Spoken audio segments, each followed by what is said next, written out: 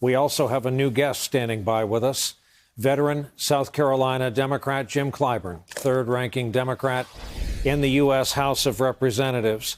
Congressman, thank you very much for coming to our studios tonight. I hope you've been listening and watching, because you've been the man receiving the credit among our guests here in this studio tonight for nothing less than turning around the Biden campaign and turning the map across an entire region of the country tonight to the color that's been branded Biden blue.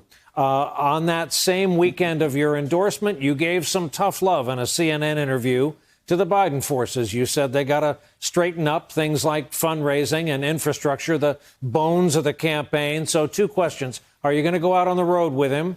And are the fixes being made to your satisfaction? I think so. Thank you very much for having me. First of all, I thought that fundraising was lagging and it needed to be more professionalized. And I think these wins sort of professionalized the fundraising, because within 24 hours, it looks like more than $10 million was raised. And I also thought that we needed to have speech making more feeling than just laying out policy. Joe Biden has a tremendous record. He has a tremendous history. He is just a good guy. And I said when I made my endorsement, I know Joe, we know Joe, but most importantly, Joe knows us. But people were not feeling it. They heard his proposals. They liked them. They want him to build on Obamacare, not rip it away. But they were not feeling him. So I wanted speech making to be more feeling. And then I saw that rollout of endorsements by Beto, Amy, and Pete there in Texas last night. That was professionalism at its best. I don't know if I had anything to do with that, but I'm very satisfied with the way it was done. If this continues throughout this campaign, the speech making that Biden is now doing, the fundraising that's now taking place, and the kind of rollouts, the kind of organization that I saw last night, he is going to be very successful, and he will be our nominee. And I really deeply feel he will be the next president of the United States. A whole ton of Democrats, some of them national Democrats, as we like to call them, are watching you right now. Do you have a message to your party with the results of tonight in mind? Yes, I do. I want all of my friends, members of this party, to go out and sell Joe Biden to people who may be wavering. This country is a great country. It does not need to be made great. Our challenge, it seems to me, is to make this country's greatness accessible and affordable for all Americans. Joe Biden has the proposals to make health care accessible and affordable, housing accessible and affordable, education accessible and affordable, you name it. He has the proposals that people believe in. Nobody is interested in getting anything for free. They want to be able to afford it, and they want to have access to it. And so if we get that message out, I believe we will be successful in November.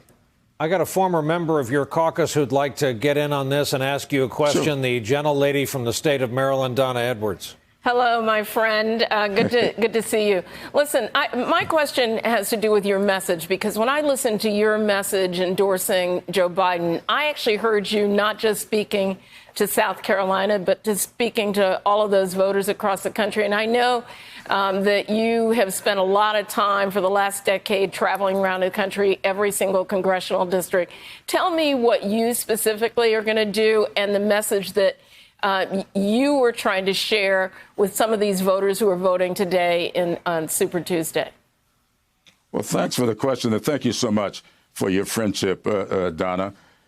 I really, if you recall, when I was asked what was my intent with the endorsement, I said I was trying to create a surge for Joe Biden. I knew that just to win South Carolina was not good enough. He needed to win it big. And just even winning it big would not be good enough unless it was done in such a way that the people up in North Carolina and Virginia and people down in Alabama, in Tennessee, I followed up my endorsement with visits to North Carolina. And then I did robocalls into Tennessee, into Alabama, Arkansas, and North Carolina. And so I feel that people got the message, and I think that that's all I was trying to do, getting people not just to look at platforms, but to look at these candidates, compare them. Which one of these candidates demonstrate the kind of compassion, the kind of goodness? I've been telling everybody that what's on the ballot this year is not just proposals. It is the goodness of this country. People who want this country to be respected around the world. People who want this country to open up its opportunities to everybody. People who want to restore dignity into the White House. And so that's what I've been saying to people. That's what they've been saying to me. People are afraid. You know, I was talking the other day, John Lewis and I met back in October 1960 when we were a part of organizing SNCC. I went to jail several times back then for trying to break down barriers. I was a little anxious about being in jail, but I was never fearful. I always felt that sooner or later, this country would respond to my dreams and my aspirations. I don't feel that way today. I'm absolutely fearful of this country's future. And I want all the American people, not just Democrats, but I want Republicans, I want independents to think about this country, where we are. Think about what we're seeing from foreign countries. Some of us are even afraid to travel in foreign countries. We need to restore respect for this country, dignity in the White House, and fulfill the dreams and aspirations of the American people. Congressman Clyburn of South Carolina, a veteran of the struggle, proprietor of the greatest political fish fry in the United States, 4,400 pounds of fish at the last one. No one goes home hungry. Congressman, we thank you for spending time with us tonight. Honor to have you here with us tonight, sir. Well, thank you very much for having me. Hey there, I'm Chris Hayes from MSNBC. Thanks for watching MSNBC on YouTube. If you want to keep up to date with the videos we're putting out, you can click subscribe just below me or click over on this list to see lots of other great videos.